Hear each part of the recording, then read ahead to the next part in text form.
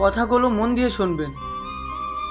এক শুটকির দোকানদার, সে জানতো তার দোকানে একটা বিড়াল আছে, তবুও সে শুটকিগুলো চেপে না লাইকা বিড়ালের সামনে লাগলো।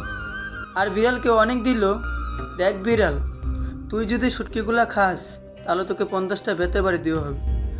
তখন বিড়াল বলল, তোর মতো ফালতু লোকের আইন আমার ঠ্যাঙ্গেও মানে না।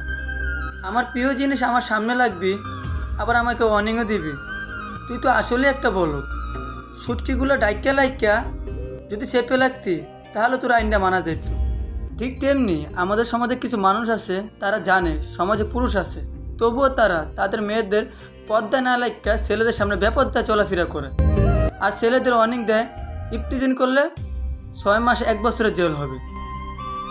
তাই যারা এই ধরনের আইন দেয় তাদের উদ্দেশ্য বলতে আসি, হয়তো তোমরা সমাজের নারীদেরকে পর্দায় থাকার শিক্ষা দেন, নয়তো শুটকিয়ালার মতো এসব ফালতু আইন দিয়ে নিজেকে বলদ প্রমাণ করবেন না। ধন্যবাদ।